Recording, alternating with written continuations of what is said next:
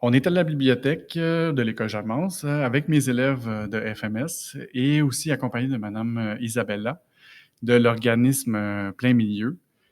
Et aujourd'hui, ce qu'on fait, c'est on enregistre des émissions, des capsules radio, des capsules de podcast qu'on appelle, en français, c'est la balado-diffusion. Et on a choisi des sujets, on a choisi un sujet quand même assez intense pour faire de l'enregistrement, c'est-à-dire on a décidé de faire des capsules sur la sexo, donc l'éducation à la sexualité. Donc, c'est les balados sexo qu'on dit. Alors, je présente mon premier élève qui est Elmi Zakaria. Salut Elmi. Bonjour, bonjour Monsieur Philippe.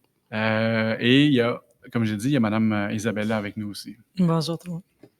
Donc, Elmi a choisi, moi, j'ai pas influencé là, le choix de ton sujet ou quoi que ce soit. Là, c'est vraiment, c'est eux qui ont décidé leur sujet.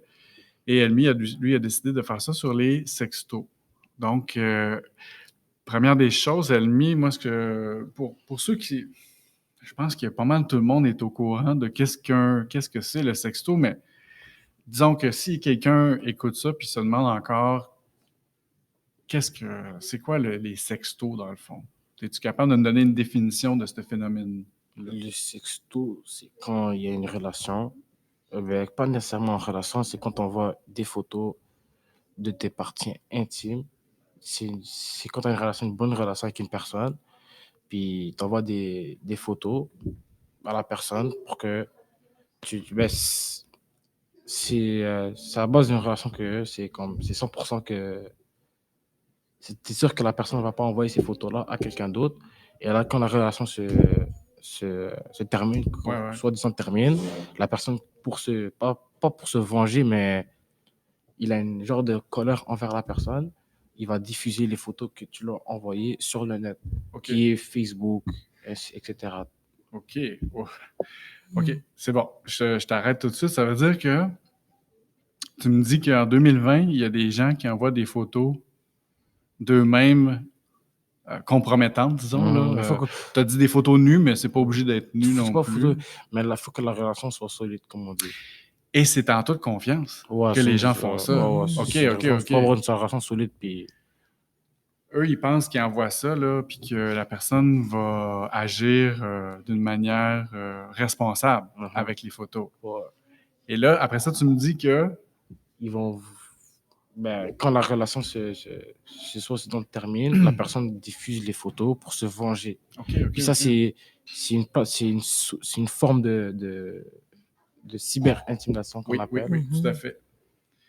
Donc, oui, il y a l'élément... quand ça va bien, c'est parfait. Je veux dire, c'est une forme de... Encore là, moi, je vais trahir mon âge. Ça veut dire que je suis pas tellement sexto, personnellement, là, mais ça veut dire que c'est une forme de séduction, là, on s'entend. Là, c'est accepté. Est-ce que, en fait, puis je me retourne vers toi, Isabella, est-ce que c'est acceptable comme forme de séduction? Ben moi, en fait, c'était plutôt une question que je voulais poser à Elmi, parce que c'est sûr que là, tu nous as parlé un peu de, en anglais, on appelle ça le revenge porn. Tu sais, c'est comme d'utiliser dans le fond des photos qu'on nous avait envoyées en tant que vengeance. Mais moi, je me demandais, est-ce que toi, tu penses que ça peut être, est-ce que c'est correct d'envoyer des photos de nous nus ou de nos parties intimes aux personnes qu'on aime ou à des personnes... Moi, mon point de vue, c'est si tu veux faire ça, ça te regarde. Mais si la personne diffuse en tant que telle sans la vie de l'autre personne, ça peut être une menace. Puis tu peux porter plainte contre ça. Comme si la personne n'a pas eu ton avis sur ça, puis là tout le monde regarde. Le consentement. Ton consentement. Si la personne n'a pas eu ton autorisation pour diffuser ça, tu peux porter plainte contre la personne, puis ça peut aller loin, ça. Ouais, est-ce que tu as une idée un peu des conséquences légales que ça pourrait avoir? J'ai une petite idée, là, tu peux aller peut-être à la cour pour ce genre d'affaires-là, dans des petits centres, familles d'accueil, whatever, là. Tu peux avoir des petits problèmes comme ça. Mais ce qu'Isabella nous disait, c'est est-ce que bon, nous on connaît les jeunes d'une manière, toi tu les connais, tu es jeune et tu les côtoies tous les jours. entre vous, est-ce que c'est quelque chose que vous faites régulièrement, mettons? Non, Pas nécessairement. non, Pas non. pas à ton avis ou à ce que toi, tu as pu observer. Mais Isabella, est-ce que toi, tu penses que c'est quelque chose qui se fait en général chez les jeunes? Oui, en fait, c'est quelque chose qui est fait beaucoup chez les jeunes et les adultes aussi. OK. C'est vraiment comme une forme d'intimité, dans le fond, qu'on retrouve maintenant avec justement les cellulaires, les réseaux sociaux et tout ça. C'est sûr que lorsque c'est fait par des mineurs, ça amène la difficulté que les images nues, dans le fond, de ces jeunes-là, c'est de la pornographie juvénile. Puis, automatiquement, même si c'est entre deux jeunes, qui c'est consentant, ou c'est un jeu de séduction, encore une fois, en fait, oui, l'image, c'est une image de pornographie juvénile, en fait. C'est sûr que, comme, dans le fond, habituellement, on fait ça dans un cadre, comme tu le disais, Elmi, dans le fond, de confiance. C'est sûr qu'habituellement, on envoie ça à quelqu'un pensant que la personne ne va pas le diffuser. Mais dans le fond, c'est quand même de la production de pornographie juvénile qui est faite. À ce moment-là, par exemple, si moi, je le montre à quelqu'un d'autre, ou je l'envoie à quelqu'un d'autre, cette photo-là, je suis en train de faire de la diffusion de pornographie juvénile. Mais même pour celui ou celle qui l'a produite? Oui, elle-même? parce que étant mineur, dans le fond, c'est vraiment considéré comme étant de la pornographie juvénile. Des images d'un mineur tout nu ou en train de faire des actes sexuels ou quoi que ce soit, c'est de la pornographie juvénile. Alors, quand la personne est adulte, là, il y a un consentement que... OK. mais sinon, ça va... Je dirais que ça se répète plus souvent chez les jeunes, ces affaires-là. Chez moi, les adultes, ça se répète moins souvent. On entend moins parler des adultes que... Oui, on en entend moins parler parce que, dans le fond, encore une fois, ce que Isabelle a dit, c'est qu'il y a une forme de consentement et les gens savent qu'est-ce qu'ils font. Qu'est-ce qu'ils font? La différence, c'est que bon, j'allais dire les élèves parce que je suis enseignant, mais les jeunes, les ados qui font ça, à quelque part, ils ne sont pas nécessairement conscients. Des conséquences que ça peut causer. Ça peut aller, ça peut aller loin quand même. Puis selon toi, Elmi, ça pourrait être quoi des conséquences qui pourraient en découler de si, par exemple, moi, je suis une jeune puis j'envoie une photo de moi? Ça peut causer ça peut aller loin, ces affaires-là, là, mais les adultes, en partie, ils savent qu'est-ce qu'ils font, puis ils sont conscients de ce qu'ils font. Donc, c'est rare que les adultes font ça entre eux, là. Ça passe. Je pense pas que c'est déjà arrivé, ça. Tu veux dire cyber-intimidation? Ouais, au niveau des adultes, je pense pas que c'est déjà arrivé entre adultes, là, mais... je pense Malheureusement, ça arrive vraiment beaucoup plus qu'on le pense. Ouais. Moi, dans mon point de vue, j'ai pas... Mais vous, en tant que jeune, je reviens à la question d'Isabella, vous, en tant que jeune, c'est quoi? On parle pas de... Oui, il y a des conséquences peut-être éventuellement judiciaires, mais avant d'en arriver là, penses-tu qu'il y a des conséquences plus au jour le jour, là? Comment le jour le jour? Ça se passe en fin de semaine, puis tu reviens à l'école.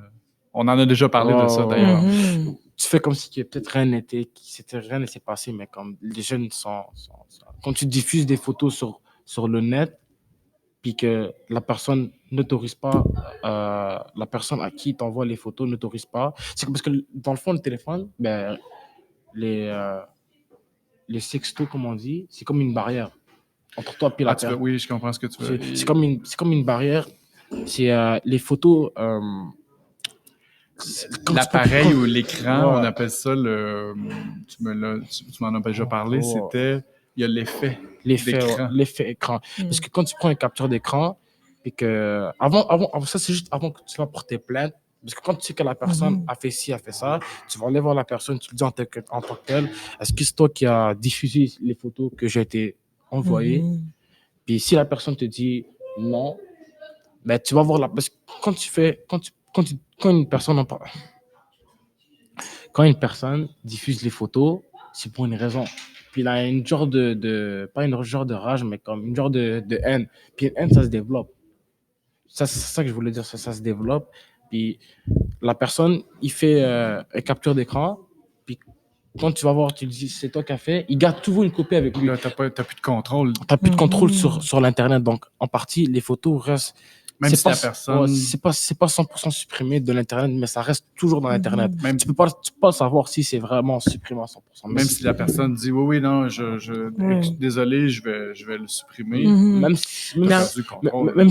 si que la personne en particulier l'a plus, des centaines d'élèves là, puis ils vont même pas te le dire. Puis ça peut se retourner un jour ou l'autre. Ça peut revenir un jour ou l'autre. Ça peut faire surface, comme on dit. Oui. Puis en fait, ce qui est difficile aussi, c'est qu'en ce moment, dans le fond, tout ce qu'on crée, toutes les, de façon technologique, ça va être là pour toujours. Wow. Fait que c'est sûr que même si moi, j'ai pris une photo, une vidéo, puis je l'efface, des techniciens en informatique qui sont vraiment forts, ils pourraient aller le retrouver, là, parce que ça a déjà existé, ça existe encore. Wow.